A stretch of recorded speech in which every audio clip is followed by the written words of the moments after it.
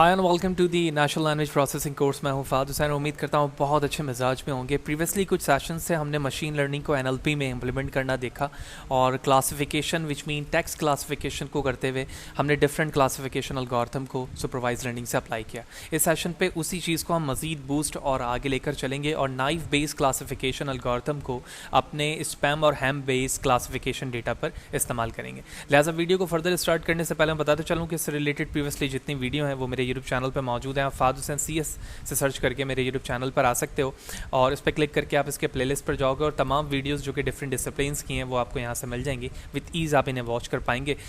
इसके अलावा जो भी कंटेंट रिलेटेड मटेरियल होता है which mean presentation, slide, code या फिर जो चीज़ें भी हमने प्रोजेक्ट बेस में काम में यहाँ कर रहा होता हूँ वो तमाम चीज़ें फ्रीली अवेलेबल हैं मेरे ब्लॉग पर। फाद हुसैन CS से गूगल पर सर्च करके मेरे blog Fahd Hussain CS blogspot.com पर आएंगे और तमाम चीज़ें आप फ्रीली डाउनलोड करके अपनी लोकल मशीन पर भी आप उसे परफॉर्म कर सकते हैं। लिहाजा यूट्यूब चैनल पे नए हैं, चैनल को सब्सक्राइब नहीं किया तो चैनल को ज़रूर सब्सक्राइब करें ताकि अपकमिंग वीडियोस के हवाले से आपको बर वक्त जानकारी मिले और इसी तरह से लेटेस्ट और नई टेक्नोलॉजी से रिलेटेड चीज़ें आप बर वक्त आसानी के साथ सीख सकें। सबसे पहले थ्योरेटिकली बात करेंगे कि नाइफ बेस्ड क्लासिफायर क्या है, किस तरह से ये बेस थ्योरम को यूज़ करता है और एक्चुअली इसमें इंटरनली वर्किंग होती किस तरह से, एक विजुअलाइजेशन एग्जाम्पल भी करके देखेंगे। तो स्लाइड पर बताया जा रहा है कि naive Bayes classifier are a family of the simple probabilistic classifier based on applying Bayes theorem with a strong naive independence assumption between the features। तो strong assumption features के बेस पर ये Bayes theorem को probabilistic classifier के तौर पर इस्तेमाल करता है। They are among the simplest Bayesian network model but they could be coupled with kernel density estimation and achieve higher accuracy level. Naive based classifier are highly scalable, requiring a number of the parameters linear in the number of the variables, features, predictor in a learning problems। तो ये scalable एक classifier है और इसमें जो number of the parameters हैं feature और predictor के तौर पर वो in term of the problems इसके अंदर इस्तेमाल होती हैं। Maximum likelihood training can be done by evaluating a close form expression which takes linear time rather than by expressive iterative approximation as use for many other type of the classifier. तो जो iterative approximation होती है वो दूसरे classifier पर इस्तेमाल होती है, लेकिन as we already discuss and the first paragraph कि ये एक प्रोबेबिलिस्टिक क्लासीफायर है और ये प्रोबेबिलिटी के बेस पर चलता है। यही वजह है कि इसके अंदर आइट्रेटिव अप्रॉक्सीमेशन का इस्तेमाल नहीं किया जा रहा होता जैसे कि दूसरे में किया जाता है। At last in the statistics and computer science literature naive Bayes model are also under the variety of the names including simple Bayes and independence Bayes according to the Wikipedia. These all names referred by the use of the Bayes theorem in the classifier decision rule, but naive Bayes is not necessarily a Bayesian method। तो statistical method है, probabilistic classifier के तौर पर इस्तेमाल होता है, independence assumption है इसके अंदर मौजूद, ठीक है, जो कि कर्नल डेंसिटी के तौर पर अचीव की जाती है और जो इसमें एक्सप्रेशन है इवैल्यूएटिंग वो आइट्रेटिव अप्रॉक्सीमेशन के बेस पर नहीं होता जिस तरह से दूसरे क्लासिफायर में, बल्कि इसके अंदर एक प्रोबेबिलिस्टिक फॉर्म पर बेस थ्योरम को इस्तेमाल किया जाता है जिसके बेस पर हम अपने डेटा को क्लासिफाई कर पाते हैं। मज़ीद बेहतर तरीके से हमें बात समझ में आएगी। सबसे पहले हम इसके फार्मूले को डिस्कस करते हैं।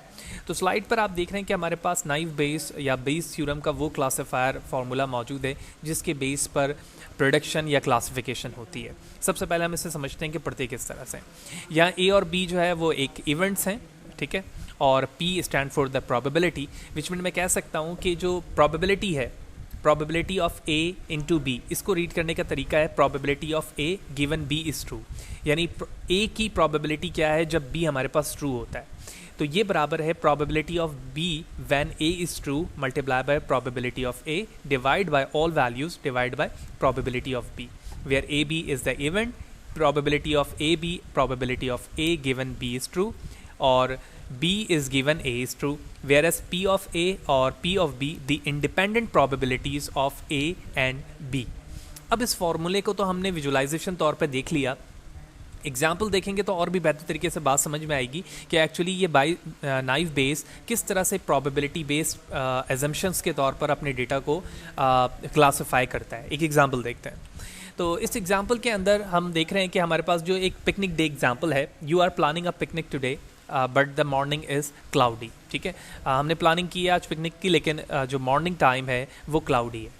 Oh no, 50% of all raining days start off cloudy, but cloudy morning are common. About 40% of days start cloudy. And this is usually a dry month. Only 3 of 30 days tend to be rainy, which mean 30%. यानी ये usually जो 10% है वो dry month के अंदर रेनी के तौर पर इस्तेमाल यानी कि कंसिडर किया जाता है. What is the chance of rain during the day?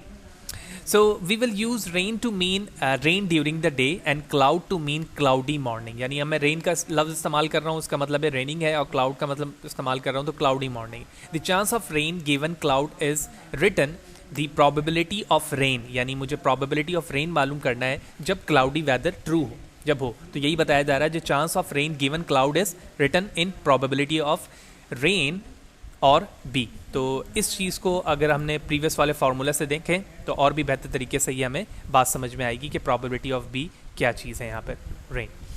So let us put into the formula. So the probability of rain when cloudy weather are or cloudy weather is true, ये बराबर हो जाएगा probability of rain के multiply by probability of cloud when rain is true, यानी raining weather है, divide by probability of cloud. तो अभी हमने फॉर्मूले अपने क्वेश्चंस के विजुलाइजेशन पे देखा कि 10% हमारे पास रेनी डेज़ की क्या थी, प्रोबेबिलिटी थी, जो कि यहाँ पर बताया जा रहा है. और अगर आप देखो कि जब प्रोबेबिलिटी ऑफ क्लाउड जो है हमारे पास है, cloud when rain is true is probability of cloud given that rain happened 50%. तो 50% चांस है कि जब हमारे पास क्लाउडी वेदर हो तो रेनिंग के इतने चांस फार्मूले के मुताबिक है, क्योंकि हमारे स्टार्टिंग पॉइंट पे ही बताया गया कि 50% of all rainy days start of cloudy, यानी 50% ही हमारे क्लाउडी वेदर पे चांस होता है. और एट लास्ट जो प्रोबेबिलिटी ऑफ क्लाउड है हमारे पास वो 40% है. सेकंड पे आप देख रहे हैं, but cloudy morning are commonly about 40%. तो इस बेस पर जब हमने तमाम वैल्यूज़ को पुट किया तो इसका मतलब ये हुआ कि हमारे पास 12.5% चांस है कि टुडे रेन हैपन हो सकती है, आज बारिश हो सकती है, इस नाइव बेस क्लासिफायर को इस्तेमाल करते हुए. तो ये एक स्टैटिस्टिकल कॉन्सेप्ट था जिसके अंदर हम अपने डेटा को प्रोबेबिलिटी एंड चांसेस के मुताबिक क्लासिफाई करते हैं, और क्लासिफाई करने के बाद हम अपने सेपरेट डेटा पे उसे शुमार कर सकते हैं. इसको अगर मैं मज़ीद तफसील से बताऊं तो इसके हवाले से हमने जब हम मशीन लर्निंग के कोर्स पढ़ रहे थे तो वहाँ पर हमने इसके हवाले से तफसीलन बात की थी, और सेपरेटली इस पर हमारा एक प्रॉब्लम भी सॉल्व है. तो मेरी सजेशन ये है कि मेरे यूट्यूब चैनल पर जाने के बाद आप उस चीज़ को ज़रूर देखें, ठीक है. और अगर मैं यहाँ से शो करना चाहूँ तो आप यूट्यूब चैनल पर जाएंगे, नीचे आप देख रहे हैं मशीन लर्निंग यूजिंग पाइथन यहाँ मौजूद है, इस पर आप क्लिक करके इसके प्लेलिस्ट पर जाओगे, और प्लेलिस्ट पर जाने के बाद तफसीलन वो तमाम चीज़ें यहाँ पर मौजूद हैं जिसके हवाले से मैंने आपको यहाँ पर बताया है. तो वो तमाम चीज़ें आपको यहाँ पर मिल जाएंगी इसके प्लेलिस्ट पर जाने के बाद. Back to the work. At last बात करें तो कुछ डिस्ट्रीब्यूशन की बात होती है, डेटा डिस्ट्रीब्यूशन की. जैसे कि जब हम बात करते हैं कि डेटा की डिस्ट्रीब्यूशन किस किस फॉर्म पर हो सकती है, तो उसमें सबसे पहले जो हमारे पास नाइव बेस में आता है वो बाइनोमियल डिस्ट्रीब्यूशन भी हो सकती है. इसके अलावा मल्टीनोमियल डिस्ट्रीब्यूशन भी होती है. तो हम इसके बहुत ही ज़्यादा तफसील पर नहीं जाएंगे, लेकिन हमें यहाँ पर ये समझना है कि मल्टीनोमियल नाइव बेस या डिस्ट्रीब्यूशन का हम इस्तेमाल कब करते हैं. तो इसके लास्ट पैराग्राफ में अकॉर्डिंग टू द रूल और फार्मूला जब हमारे पास डिस्ट्रीब्यूशन बेस डेटा होता है तो यहाँ पर उस फार्मूले को बताया गया. और अगर आप इस फार्मूले को बगौर देखें तो यहाँ जो P है, more formally if I want to calculate the probability of observing feature F1 to Fn, तो ये वो प्रोबेबिलिटी फीचर्स हैं जो हम अपने स्टैटिस्टिकल कॉन्सेप्ट में इस्तेमाल करेंगे. सम गिवन क्लासेस C, तो C वो हमारी गिवन क्लासेस हैं जिसके बेस पर प्रोबेबिलिटी काउंट होगी. तो ये हमारा ओवरऑल यहाँ पर फार्मूला बन रहा होता है. तो अगर मैं मल्टीनोमियल नाइव बेस की बात करूं जिसको हम अपने प्रैक्टिकल इम्प्लीमेंटेशन पे भी काम करेंगे, ये कब बेहतर काम करता है? The work well for data which can easily be turn into count such as word count in text. यानी ये आसानी के साथ आपके डेटा को टेक्स्ट को काउंट में कन्वर्ट करता है जब आप टेक्स्ट पर काम कर रहे हो. और अभी हमारा कोर्स नेचुरल लैंग्वेज प्रोसेसिंग में यही काम है कि हम अपने टेक्स्ट डेटा को किस तरह से काउंट में कन्वर्ट करके उसकी डिस्ट्रीब्यूशन या उसकी क्लासिफिकेशन इस्तेमाल कर सकते हैं. तो नाइव बेस के अंदर डिफरेंट डिस्ट्रीब्यूशन मौजूद है.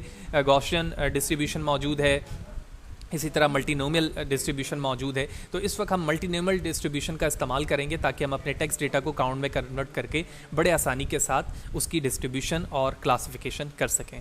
तो ये कुछ थ्योरेटिकली कॉन्सेप्ट था नाइव बेस के हवाले से कि नाइव बेस क्या है, फार्मूला क्या है, किस तरह से वर्क करता है, प्रोबेबिलिस्टिक फार्मूला है और उसकी वर्किंग क्या है। अब हम चलेंगे कोलैब पर और उसी स्पैम हैम डेटा को क्लासीफाई करके बाय यूजिंग नाइव बेस देखेंगे और साथ ही साथ हम अपनी एक्यूरेसी को भी देखेंगे कि वो किस लेवल पर बूस्ट हो रही है। ओके, तो इस वक्त कोलैब पर मौजूद हूँ। कोलैब पर हमारे पास सब फर्स्ट चंक ऑफ कोड मौजूद है जिसके ज़रिए से हम अपने फाइल को इंपोर्ट करते हैं। SMS स्पैम कलेक्शन की फ़ाइल है जिसको मैंने इंपोर्ट किया एज़ यूजुअल, जो प्रीवियसली सेशन से हम डिस्कस करते हुए आ रहे हैं। इसके बाद हम डेटा सेट को अगर देखें तो हमारे पास लेबल है, मैसेज है, लेंथ और पंक्चुएशन यहाँ पर मौजूद है जो हेड के ज़रिए से हम डिस्प्ले करवा रहे हैं। तो फर्स्ट पार्ट के अंदर हम ये देखते हैं कि जो हमारे पास न्यूमेरिक डेटा है उसके बेस पर हम मल्टीपल क्लासिफिकेशन के बेस पर अपने मॉडल की एक्यूरेसी चेक करते हैं और उसके बाद हम फीचर एक्सट्रैक्शन जो कि NLP का पार्ट है उसको फिट करने के बाद अपने मॉडल की बूस्टिंग एक्यूरेसी को देखते हैं कि वो किस तरह से मज़ीद बूस्ट हो रहा है। तो सबसे पहले हम यहाँ पर इस वक्त लेंथ और पंक्चुएशन को in term of the X और लेबल को in term of the Y इस्तेमाल करेंगे और अपने मॉडल की एक्यूरेसी देखेंगे कि नाइव बेस पर कैसी होती है। लिहाजा सबसे पहले मैंने इस कोड को जो कि यहाँ पर मौजूद है शिफ्ट एंटर टू एग्जीक्यूट किया। उसके बाद इसकी लेंथ है, ठीक है। लेंथ के बाद इस नल से देख रहे हैं कि कोई भी एट्रीब्यूट नल तो नहीं है। मैसेज के एट्रीब्यूट को हमने रन किया, उसके काउंट को रन किया और वैल्यू काउंट को रन किया। तमाम चीज़ें प्रॉपर्ली यहाँ पर चल रही हैं। लेंथ देखी हमने और फिर उसके बाद हम इस यहाँ पर विजुलाइज करके देखेंगे इसे बाय यूजिंग।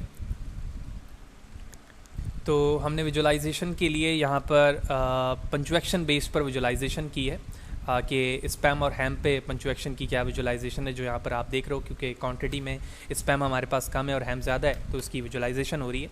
तो इस तरह से अभी तक हमने क्या किया है, अपने डेटा को इंपोर्ट किया है और उसके बाद उसके तमाम एट्रीब्यूट को यूनिकली देखा है और विजुलाइज करके देखा है। अब बारी ये है कि हम अपने पंक्चुएशन लेबल और with respect to the count हम उसे स्प्लिट करें ट्रेनिंग और टेस्टिंग में और उसके बाद हम अपने क्लासीफायर को उसमें इस्तेमाल करें।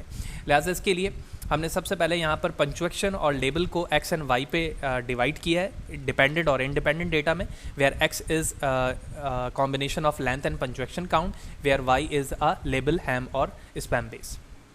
स्प्लिटिंग करेंगे डेटा को, तो डेटा की स्प्लिटिंग में आप देख रहे हो कि ट्रेनिंग और टेस्टिंग में हमने यहाँ पर साइज़ डिस्ट्रीब्यूट किया और टेस्ट जो साइज़ है हमारा वो 30% है, विच मीन 70% ट्रेनिंग के लिए इस्तेमाल होगा। 42 हमने रैंडम स्टेट रखा है यहाँ पर और उसके बेस पर हमारा डेटा यहाँ पर काउंट हुआ है। तो हम इसे दोबारा एग्जीक्यूट करते हैं। 3900/2 on 1672 हमारे पास ट्रेनिंग और टेस्टिंग का डेटा शेप में मौजूद है। अब एट लास्ट इंपॉर्टेंट कॉन्सेप्ट की बारी आती है जहाँ पर हमने प्रीवियस सेशन पे नाइव बेस को इस्तेमाल किया था। अब इस नाइव बेस की जगह हम K-नेबर्स को इस्तेमाल किया था। अब यहाँ पर हम नाइव बेस को इस्तेमाल करेंगे। लिहाजा सबसे पहले मैं इसे कमेंट करता हूँ और हम scikit-learn से अब यहाँ पर नाइव बेस मल्टीनोमियल को काउंट करेंगे क्योंकि इसकी वजह अभी हमने प्रेजेंटेशन स्लाइड पे भी देखी कि वो हमारे टेक्स्ट डेटा को काउंट में कन्वर्ट करने में काफ़ी ईज प्रोवाइड करता है। लिहाजा अब हम यहाँ पर आते हैं और scikit-learn से इंपोर्ट करते हैं। मैं डायरेक्टली उस कोड को कॉल कर रहा हूँ। नाइव बेस से मैंने मल्टीनोमियल को कॉल किया और अपने x और y ट्रेन को उसमें फिट कर दिया। शिफ्ट एंटर टू एग्जीक्यूट करता हूँ और अब हमारा मल्टीनोमियल डिफ़ॉल्ट तमाम पैरामीटर्स को यूज़ करते हुए सेट हो गया है। प्रोडक्शन चेक करेंगे और उसके बाद हम अपने कन्फ्यूजन मैट्रिक्स को देखेंगे। तो 1 to 174 था पहले और अब नाइव बेस के बेस पर 2 to 4 and 10 पर आ चुका है। क्लासिफिकेशन मैट्रिक्स देखें अगर हम तो नॉट बैड और उसके बेस पर अगर हम यहाँ पर क्लासिफिकेशन देखें तो 86 की प्रोडक्शन यहाँ पर आ रही है जो कि प्रीवियस लेवल से कुछ बूस्ट होती हुई या लो होती हुई हमें दिख रही है। तो अभी तक हमने नाइव बेस को यहाँ पर इस्तेमाल करने का मकसद सिर्फ और सिर्फ टेक्स्ट काउंट था। यही वजह है कि अगर आप प्रिसिशन पे देखें तो हमारे पास स्पैम पे प्रिसिशन 0 रह रही है, लेकिन इसका रिज़ल्ट जो डोमिनेंट करेगा वो हमें उस वक्त करेगा जब हम फीचर एक्सट्रैक्शन को इस्तेमाल करेंगे। लिहाजा इसके लिए हम सबसे पहले अपने स्प्लिटिंग डेटा पे जाएंगे जहाँ पर पहले हम पंक्चुएशन और काउंट को इस्तेमाल कर रहे थे, अब लेबल को करेंगे। क्योंकि हम फीचर एक्सट्रैक्शन को इस्तेमाल करना चाह रहे हैं। बाकी स्प्लिटिंग और रैंडम स्टेट बिल्कुल वही है। लिहाजा शिफ्ट एंटर टू हमने इसको एग्जीक्यूट किया और उसके बाद हम इसके शेप को देख रहे हैं। एज़ यूजुअल हमारे पास 3 तरीके का अर्थ है, जिसमें से फर्स्ट हमारे पास काउंट वेक्टराइजर और TF-IDF ट्रांसफार्मर था। उसके बाद दूसरा तरीका ये था कि हम इन दोनों के बजाय डायरेक्टली TF-IDF वेक्टराइजर इस्तेमाल कर रहे हैं, और तीसरा और आखिरी तरीका ये था कि हम TF-IDF वेक्टराइजर को पाइपलाइन पे इस्तेमाल करें ताकि जो चंक ऑफ कोड अलग अलग स्प्लिट हुए हैं वो एक ही जगह पर आकर ज्वाइन हो जाएं, और ये हमें साइकिट लर्न पाइपलाइन का ये फीचर प्रोवाइड इसलिए करता है ताकि हम एक जगह तमाम चीज़ों को ऑब्जेक्ट बेस पर कॉल कर सकें। लिहाजा इस वक्त जो चंक ऑफ कोड है हमारे पास, अगर आप बगौर देखें तो ये के नेबर्स क्लासिफायर के लिए रेडी हो चुका है। लिहाजा सबसे पहले मैं यहाँ पर इसे कमेंट करूँगा और मल्टीनोमियल को हम यहाँ पर इंपोर्ट करेंगे नाइफ बेस से, और उसके बाद इस के नेबर्स क्लासिफायर की जगह पर हम अपने उस ऑब्जेक्ट को फिट करेंगे। लिहाजा सबसे पहले मैंने नाइफ बेस मल्टीनोमियल को कॉल किया और उसके बाद इसके इंस्टेंस को हम डायरेक्टली के नेबर्स क्लासिफायर की जगह पर कॉल कर लेंगे और इसके इंस्टेंस को यहाँ पे लिख देंगे। तो इस तरह से हमारा multinomial classifier under pipeline using TF-IDF vectoriser ready हो चुका है। शिफ्ट एंटर टू एग्जीक्यूट करूँगा ताकि मैं अपने मॉडल को बिल्ड कर सकूँ। It's now build. उसके बाद प्रोडक्शन देखेंगे, और अगर मैं अपनी प्रोडक्शन देखूँ यहाँ पर कन्फ्यूजन मैट्रिक में, तो पहले 154 रॉन्ग प्रोडक्शन थी। अब नाइफ बेस के ज़रिए से मल्टीनोमियल पे आप देख रहे हैं कि रॉन्ग प्रोडक्शन सिर्फ 62 रह गई। अगर आप कन्फ्यूजन रिपोर्ट देखें जो कि 90 and 1 की थी पहले, अब 96 1 की हो चुकी है नाइफ बेस मल्टीनोमियल से, और एक्यूरेसी ओवरऑल अगर देखी जाए जो कि 90% है KNN के ज़रिए से, और इसके ज़रिए से देखा जाए तो 96% हमारी आ रही है। That is wonderful. तो इस तरह से इस सेशन के अंदर हमने देखा कि नाइफ बेस क्लासिफायर क्या है, किस तरह से प्रोबेबिलिस्टिक बेस ये काम करता है, मल्टीनोमियल का इस्तेमाल हमने क्यों किया, और हमने दोनों वे पर देखा नाइफ बेस मल्टीनोमियल को कि जब हम न्यूमेरिक डेटा के साथ उसको क्लासिफाई कर रहे हैं तो उसकी वर्किंग कैसे रही, और जब हम NLP के फीचर एक्सट्रैक्शन के बेस पर हम उसका इस्तेमाल कर रहे हैं तो वो टेक्स्ट क्लासिफिकेशन हैम और स्पैम पर हमें किस तरह से बूस्टिंग लेवल पर हमें एक्यूरेसी प्रोवाइड कर रहा है। तो इस तरह से हमने डिफरेंट क्लासिफिकेशन मैथड्स को यहाँ पर डिस्कस किया NLP के अंदर, और हमने उसके रिजल्ट को भी कंपेयर कर देखा कि जहाँ पर हमारे पास क्लासिफिकेशन टेक्स्ट बेस होते हैं तो हम इन मल्टी टाइप की क्लासिफिकेशन को इस्तेमाल करके ये समझ सकते हैं कि किसकी एक्यूरेसी ज़्यादा बेहतर आ रही है। तो वीडियो अच्छी लगी है तो लाइक करें, ज़्यादा से ज़्यादा इनकी प्रैक्टिस करें, इसमें पैरामीटर ट्यून करने की कोशिश करें ताकि लेवल ऑफ रिजल्ट जो है हमारा मज़ीद बेहतर और इम्प्रूव हो सके। वीडियो को लाइक करें, ज़्यादा लोगों को शेयर करें, और मेरे चैनल को अगर सब्सक्राइब नहीं किया तो चैनल को ज़रूर सब्सक्राइब करें ताकि अपकमिंग वीडियोस के हवाले से आपको बर वक्त जानकारी मिलती रहे। तमाम कोड जितनी चीज़ें मैंने यहाँ पर इंप्लीमेंट की हैं वो मेरे ब्लॉग fahadhusain.cs.blogspot.com पर फ्रीली अवेलेबल है। आप डाउनलोड करके विद ईज़ उन्हें इंप्लीमेंट करके अपनी मशीन पर देख सकते हैं। Thank you.